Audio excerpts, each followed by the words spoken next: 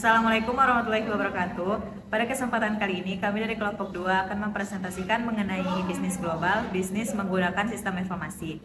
Sebelumnya, izinkan saya memperkenalkan anggota kelompok kami.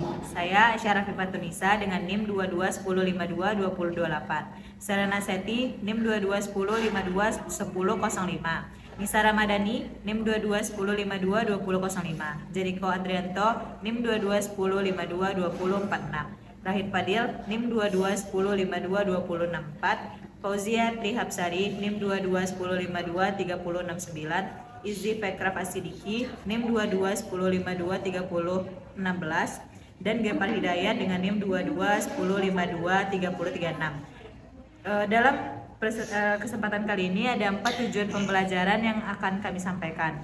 Yang pertama adalah apa itu proses bisnis, bagaimana mereka terkait dengan sistem informasi, yang akan dijelaskan oleh Sharena. Kepada Sharon dipersilakan. Saya akan menjelaskan proses bisnis dan bagaimana teknologi informasi meningkatkan proses bisnis. Proses bisnis adalah aliran kerja yang bermula dari bahan baku, informasi, dan pengetahuan seperangkat aktivitas. Proses bisnis mengacu pada cara unik untuk memilih dan mengkoordinasikan pekerjaan. Setiap bisnis dapat dilihat sebagai sekumpulan proses bisnis. Contohnya pada wilayah fungsional sumber daya manusia, di mana proses bisnis ini melibatkan memperkerjakan karyawan, mengevaluasi kinerja karyawan, dan melibatkan karyawan pada rencana untuk tercapainya tujuan perusahaan. Proses bisnis melewati banyak wilayah fungsional berbeda dan melibatkan keterkaitan antar departemen. Untuk melakukan kegiatan proses bisnis secara efisien, dibutuhkan sejumlah informasi yang dapat diakses dengan cepat dan mengalir dalam perusahaan. Contohnya, ketersediaan informasi untuk rekan bisnis, distributor, dan juga pelanggan. Sistem informasi dapat membuatnya menjadi lebih mudah. Bagaimana teknologi informasi meningkatkan proses bisnis? Hal ini dapat terjadi dengan melalui 2 hal. Pertama, efisiensi, dan kedua, perubahan. Meningkatkan efisiensi proses yang telah ada dan memungkinkan keseluruhan proses baru dapat merubah bisnis.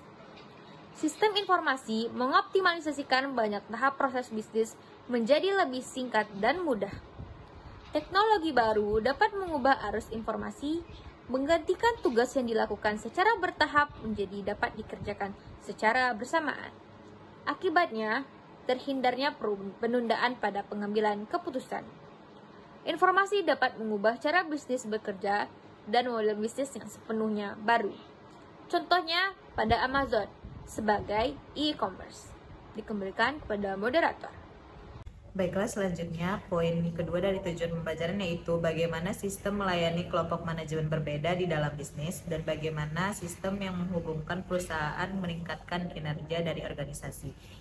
Yang akan disampaikan oleh Izzy dan Jeriko. Kepada Izzy dan Jeriko dipersilakan. Baiklah, saya akan menjelaskan tentang sistem yang melayani kelompok manajemen dalam bisnis dan sistem yang menghubungkan perusahaan meningkatkan kinerja organisasi. Tidak ada sistem tunggal yang dapat menyediakan semua informasi yang dibutuhkan organisasi. Organisasi bisnis yang khas memiliki sistem yang mendukung proses untuk masing-masing fungsi bisnis utama, penjualan dan pemasaran, manufaktur dan produksi, keuangan dan akuntansi, dan sumber daya manusia. Banyak yang telah diganti dengan sistem lintas fungsi skala besar dan mengintegrasikan kegiatan proses bisnis terkait dan unit organisasi. Perusahaan tipikal memiliki sistem berbeda yang mendukung kebutuhan pengambilan keputusan dari masing-masing kelompok manajemen utama. Manajemen operasional, manajemen menengah, dan manajemen senior masing-masing menggunakan sistem untuk mendukung keputusan yang harus mereka buat untuk menjalankan perusahaan. Selanjutnya, sistem untuk grup manajemen. Yang pertama adalah sistem pengolahan transaksi. Manajer operasional membutuhkan sistem yang melacak kegiatan dasar dan transaksi organisasi, seperti penjualan, penerimaan, setoran tunai, penggajian, keputusan kredit, dan aliran bahan di pabrik. Transaction Processing System atau TPS menyediakan informasi semacam ini. Tujuan utama sistem pada tingkat ini adalah untuk menjawab pertanyaan rutin dan melacak aliran transaksi melalui organisasi. Yang kedua adalah sistem untuk intelijen bisnis. Perusahaan juga memiliki sistem intelijen bisnis yang berfokus pada penyampaian informasi untuk mendukung pengambilan keputusan manajemen. Intelijen bisnis adalah istilah kontemporer untuk alat data dan perangkat lunak untuk mengatur, menganalisis, dan menyediakan akses ke data untuk membantu manajer, dan pengguna perusahaan lainnya membuat keputusan yang lebih tepat. Intelijen bisnis membahas kebutuhan pengambilan keputusan dari semua tingkat manajemen. Selanjutnya adalah sistem informasi manajemen mendapatkan data dari TPS organisasi. Manajer mendapatkan akses ke data organisasi manajemen System Information atau MIS untuk memberi mereka laporan yang sesuai. Sistem intelijen bisnis lainnya lebih didorong oleh data dengan fokus pada penggalian informasi yang berguna dari data dalam jumlah yang sangat besar. Mereka menggunakan perangkat lunak khusus untuk menganalisis data ini untuk menentukan nilai, potensi pendapatan, dan loyalitas setiap pelanggan untuk membantu manajer membuat keputusan yang lebih baik tentang cara menargetkan program pemasaran mereka. Selanjutnya, sistem pendukung keputusan estimasi perjalanan. Sistem intelijen bisnis juga memenuhi kebutuhan pengambilan keputusan manajemen senior. Manajemen senior membutuhkan sistem yang berfungsi pada masalah strategis dan tren jangka panjang, baik di perusahaan maupun di lingkungan eksternal. Executive Support System atau ESS membantu manajemen senior membuat keputusan ini. Mereka membahas keputusan non-rutin yang membutuhkan penilaian, evaluasi, dan wawasan karena tidak ada prosedur yang disepakati untuk sampai pada solusi. ESS menyajikan grafik dan data dari banyak sumber melalui antarmuka yang mudah digunakan oleh manajemen senior. Seringkali informasi disampaikan kepada eksekutif senior melalui portal yang menggunakan web antarmuka untuk menyajikan konten bisnis pribadi yang terintegrasi. Baik, saya Jericho Adrianto akan menyampaikan tentang aplikasi perusahaan. Aplikasi perusahaan. Biasanya korporasi disatukan melalui pertumbuhan organik normal dan melalui akuisisi perusahaan yang lebih kecil. Selama periode waktu tertentu, perusahaan berakhir dengan kumpulan sistem. Kebanyakan dari mereka lebih tua dan menghadapi tantangan untuk membuat mereka semua bicara satu sama lain dan bekerja sama sebagai satu sistem perusahaan. 4 aplikasi perusahaan yang utama adalah: yang pertama, sistem perusahaan. Yang kedua, sistem manajemen rantai. Yang ketiga, sistem manajemen hubungan. Dan yang terakhir, sistem manajemen pengetahuan. Sistem perusahaan. Perusahaan yang menggunakan sistem ini juga dikenal sebagai sistem perencanaan sumber daya perusahaan atau ERP. Untuk mengintegrasikan proses bisnis di bidang manufaktur dan produksi, keuangan dan akuntansi, penjualan dan pemasaran, dan sumber daya manusia ke dalam sistem perangkat lunak tunggal. Sistem manajemen rantai. Pasokan perusahaan menggunakan sistem manajemen rantai pasokan atau SCM untuk membantu mengelola hubungan dengan pemasok mereka. Tujuan utamanya adalah untuk mendapatkan jumlah yang tepat dari produk mereka dari sumbernya ke titik konsumsi mereka dalam waktu paling sedikit dan dengan biaya terendah. Sistem ini membantu pemasok perusahaan, pembelian, distributor, dan perusahaan logistik berbagi informasi tentang pesanan, produksi, tingkat inventaris, dan pengiriman produk dan layanan sehingga mereka dapat mencari, memproduksi, dan mengirimkan barang dan layanan secara efisien. Sistem manajemen hubungan. Sistem ini memberikan informasi untuk mengkoordinasikan semua proses bisnis yang berhubungan dengan pelanggan dalam penjualan, pemasaran, dan layanan untuk mengoptimalkan pendapatan, kepuasan pelanggan, dan retensi pelanggan. Sistem manajemen pengetahuan. Pengetahuan setiap perusahaan itu unik, sulit ditiru, dan dapat dimanfaatkan menjadi manfaat strategis jangka panjang. Sistem manajemen pengetahuan memungkinkan organisasi untuk mengelola proses dengan lebih baik untuk menangkap dan menerapkan pengetahuan dan keahlian. Sistem ini mengumpulkan semua pengetahuan dan pengalaman yang relevan di perusahaan dan membuatnya tersedia dimanapun dan kapanpun dibutuhkan untuk meningkatkan proses bisnis dan keputusan manajemen. E-business. E-business mengacu pada penggunaan teknologi digital dan internet untuk menjalankan proses bisnis utama di perusahaan. E-business mencakup aktivitas untuk manajemen internal perusahaan dan untuk koordinasi dengan pemasok dan mitra bisnis lainnya. E-commerce. E-commerce merupakan bagian dari e-bisnis yang berhubungan dengan pembelian dan penjualan barang dan jasa melalui internet. E-pemerintah mengacu pada penerapan internet dan teknologi jaringan untuk memungkinkan hubungan pemerintah dan lembaga sektor publik secara digital dengan warga negara, bisnis, dan badan pemerintah lainnya.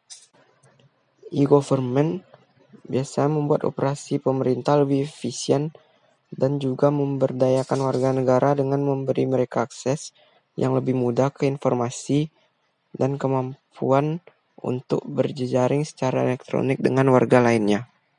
Terima kasih atas penjelasannya. Selanjutnya poin ketiga yaitu mengapa sistem kolaborasi dan bisnis sosial begitu penting dan teknologi apa yang mereka gunakan. Hal ini akan dijelaskan oleh Nisa dan Rahid. Kepada Nisa dan Rahid dipersilahkan. Selanjutnya terkait dengan kolaborasi, teamwork, dan sosial bisnis. Kolaborasi adalah sebuah upaya yang dilakukan oleh perusahaan dalam menjalin kerjasama dengan pihak internal maupun pihak eksternal. Kolaborasi yang dilakukan dengan pihak internal disebut dengan kolaborasi formal, dan kolaborasi yang dilakukan dengan pihak eksternal disebut dengan kolaborasi informal. Kolaborasi dilakukan oleh perusahaan dengan tujuan untuk mencapai visi dan misi bersama. Kolaborasi akan membentuk sebuah tim di mana tim tersebut akan bekerja untuk mencapai visi dan misi organisasi. Dampak dan manfaat yang diperoleh perusahaan ketika melakukan kolaborasi atau teamwork. Yang pertama, changing nature of work, di mana kolaborasi akan mengubah pola-pola atau sistem-sistem natural dalam sebuah perusahaan yang mungkin sebelumnya lebih didominasi oleh mesin atau kondisi organisasi hierarki. Dengan adanya kolaborasi akan membuka kesempatan masing-masing pihak untuk berkontribusi sehingga nanti akan lebih dominan dengan komunikasi interpersonal. Yang kedua itu ada growth of professional. Dengan adanya kolaborasi akan meningkatkan profesionalitas dalam sebuah perusahaan, di mana kolaborasi akan membuka kesempatan untuk saling bertukar opini dan mengevaluasi setiap kinerja perusahaan. Kemudian kolaborasi juga akan emphasize on innovation. Kolaborasi akan meningkatkan dorongan untuk melakukan inovasi, di mana kolaborasi dengan pihak informal atau kolaborasi dengan pihak eksternal akan berbuah pada tindakan-tindakan efektif atau pikiran-pikiran yang membawa sebuah pembaruan dan meningkatkan value perusahaan.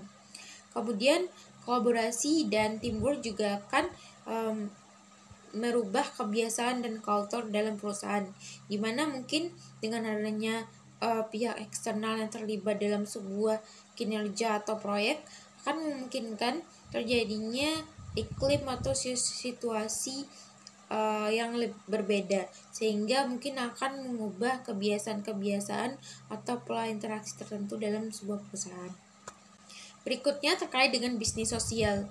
Bisnis sosial itu adalah sebuah bisnis atau entitas di mana sebuah perusahaan itu berorientasi pada peningkatan kesejahteraan masyarakat atau lebih fokus kepada menciptakan produk-produk yang benar-benar esensial dan bermanfaat pada kegiatan sosial.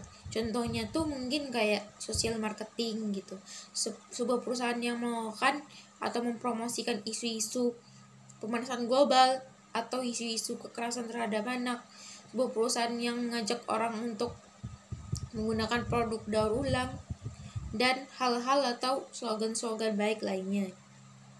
Contoh yang lainnya juga banyak pengaplikasinya menggunakan media digital. Contohnya bisa kayak wiki dan blog, itu lebih kepada aplikasi buat mencari informasi, bertukar opini. Kemudian juga seperti file sharing. Kemudian juga seperti diskusi melibatkan media digital. Itu juga bentuk dari bisnis sosial, di mana fokusnya memberikan manfaat kepada orang lain. Secara tidak langsung, bisnis sosial ini atau sosial bisnisnya dapat meningkatkan value atau reputasi perusahaan, sehingga ini bermanfaat terhadap value perusahaan di jangka panjang. Tools and Technology. Saat ini ada ratusan alat yang dirancang untuk menghadapi kenyataan bahwa agar berhasil dalam pekerjaan kita, kita semua jauh lebih bergantung satu sama lain, sesama karyawan, pelanggan, pemasok, dan manajer kita. Ada yang mahal dan ada pula yang gratis. Tools and teknologi yang pertama adalah email dan pesan instan. Email dan pesan instan telah menjadi alat komunikasi dan kolaborasi utama untuk pekerjaan yang membutuhkan interaksi. Perangkat lunak mereka beroperasi di komputer, ponsel, tablet, dan perangkat nirkabel lainnya, serta menyertakan fitur untuk berbagi file serta mengirim pesan. Banyak pesan instan memungkinkan pengguna untuk terlibat dalam percakapan waktu nyata dengan banyak peserta secara bersamaan. Dalam beberapa tahun terakhir, penggunaan email telah menurun, dengan pesan dan media sosial menjadi saluran komunikasi pilihan. Yang kedua, wiki. Wiki adalah jenis situs web yang memudahkan pengguna untuk berkontribusi dan mengedit konten teks dan grafik tanpa pengetahuan tentang pengembangan halaman web atau teknik pemrograman. Wiki adalah alat yang sangat berguna untuk menyimpan dan berbagi wawasan dan pengetahuan perusahaan. Selanjutnya ada VirtualWorks. VirtualWorks seperti Second Life adalah lingkungan 3D online yang dihuni oleh penduduk yang telah membangun representasi grafis dari diri mereka sendiri yang dikenal sebagai avatar perusahaan, seperti IBM, Cisco, dan Intel Corporation telah menggunakan dunia online untuk rapat, wawancara, dan pelatihan karyawan. Yang keempat adalah platform kolaborasi dan bisnis sosial. Yang pertama adalah sistem pertemuan virtual. Lebih banyak perusahaan menggunakan sistem ini untuk memungkinkan karyawan mereka bekerja dari jarak jauh. Konferensi video memungkinkan individu di dua lokasi atau lebih untuk berkomunikasi secara bersamaan melalui transmisi video dua arah. Yang kedua adalah layanan kolaborasi cloud. Google menawarkan banyak alat dan layanan online dan beberapa cocok untuk kolaborasi. Mereka termasuk Google Drive, Google Docs, G Suite, dan Google Sheets. Layanan berbagi file online berbasis web semacam itu memungkinkan pengguna untuk mengunggah file ke situs penyimpanan online yang aman dari mana file tersebut dapat dibagikan dengan orang lain. Yang ketiga adalah Microsoft SharePoint dan IBM Notes. Microsoft SharePoint adalah kolaborasi berbasis browser dan platform manajemen dokumen dikombinasikan dengan mesin pencarian kuat yang diinstal pada server perusahaan. Perangkat lunak SharePoint memungkinkan karyawan berbagi dokumen mereka dan berkolaborasi dalam proyek menggunakan dokumen Office sebagai fondasinya. IBM Notes adalah sistem perangkat lunak kolaboratif dengan kemampuan untuk berbagi kalender, email, pengiriman pesan, penulisan, dan pengeditan kolektif, akses basis data bersama, dan pertemuan online. IBM Notes menjanjikan tingkat keamanan dan keandalan yang tinggi, serta kemampuan untuk mempertahankan kendali atas informasi perusahaan yang sensitif. Yang keempat adalah alat jejaring sosial perusahaan. Facebook Workplace dan alat jejaring sosial IBM Connections Enterprise membuat nilai bisnis dengan menghubungkan anggota-anggota organisasi melalui profil, pembaruan, dan pemberitahuan yang mirip dengan fitur Facebook, tetapi disesuaikan dengan penggunaan internal perusahaan. Baiklah, selanjutnya poin terakhir dari tujuan pembelajaran yaitu apa peran fungsi dari sistem informasi ini dalam bisnis yang akan dijelaskan oleh Sari. Kepada Sari dipersilahkan. Baiklah, saya akan mempresentasikan tentang apa peran dan fungsi sistem informasi dalam bisnis. Bisnis membutuhkan sistem informasi untuk beroperasi saat ini, dan mereka menggunakan berbagai jenis sistem. Tapi siapa yang bertanggung jawab untuk menjalankan sistem ini, dan bagaimana sistem ini diatur agar tujuan organisasi tercapai? Yang pertama adalah Departemen Sistem Informasi. Di semua perusahaan, kecuali perusahaan yang terkecil, Departemen Sistem Informasi adalah unit organisasi formal yang bertanggung jawab atas layanan teknologi informasi. Departemen Sistem Informasi bertanggung jawab untuk memelihara perangkat keras, perangkat lunak, penyimpanan data, dan jaringan yang terdiri dari infrastruktur TI perusahaan. Di dalam Departemen Sistem Informasi ada beberapa spesialis. Yang pertama adalah programmer, yaitu spesialis teknis yang sangat terlatih menulis instruksi perangkat lunak atau komputer. Yang kedua adalah sistem analis, penghubung utama antara kelompok, sistem informasi, dan seluruh organisasi. Dan yang terakhir adalah manajer sistem informasi atau pemimpin tim programmer dan sistem analis. Di dalam Departemen Sistem Informasi terdapat beberapa pemangku kepentingan. Yang pertama adalah CIO. CIO adalah manajer senior yang mengawasi penggunaan teknologi informasi di perusahaan. CIO diharapkan memiliki latar belakang bisnis yang kuat serta keahlian sistem informasi dan memainkan peran kepemimpinan dalam mengeksplorasi teknologi baru dan mengintegrasikan teknologi itu ke dalam strategi bisnis perusahaan. Yang kedua adalah CSO.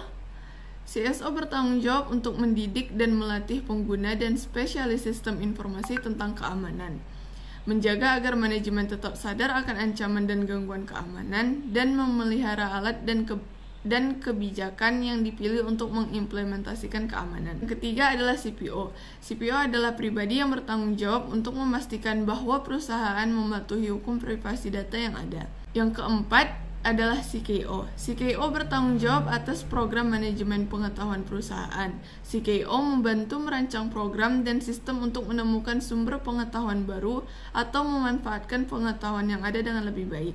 Yang kelima adalah CDO. CDO bertanggung jawab atas tata kelola di seluruh perusahaan serta pemanfaatan informasi untuk memaksimalkan nilai dari data yang dapat direalisasikan organisasi. CDO memastikan bahwa perusahaan mengumpulkan data yang sesuai untuk melayani kebutuhannya, menerapkan teknologi yang tepat untuk menganalisis data, dan menggunakan hasilnya untuk mendukung keputusan bisnis. Dan yang terakhir adalah end users. End users adalah perwakilan dari departemen di luar grup sistem informasi untuk siapa aplikasi dikembangkan. Para pengguna ini memainkan peran besar dalam desain dan pengembangan sistem informasi. Mengatur sistem informasi. Tata kelola TI mencakup strategi dan kebijakan untuk menggunakan teknologi informasi dalam suatu organisasi. Ini menentukan hak keputusan dan kerangka akuntabilitas untuk memastikan bahwa penggunaan teknologi informasi mendukung strategi dan tujuan organisasi. Seberapa besar fungsi sistem informasi harus terpusat, keputusan apa yang harus dibuat untuk memastikan pengelolaan dan penggunaan teknologi informasi yang efektif, termasuk pengembalian investasi TI, siapa yang harus membuat keputusan ini, bagaimana keputusan ini dibuat atau dipantau. Perusahaan dengan tata kelola TI yang unggul akan mendapatkan jawabannya dengan jelas. Sekian presentasi saya. Sekian pemaparan materi dari kelompok kami, dan selanjutnya adalah case study yang akan disampaikan oleh Gempar. Kepada Gempar dipersilakan. Baiklah, contoh kasus perusahaan yang menggunakan sistem informasi.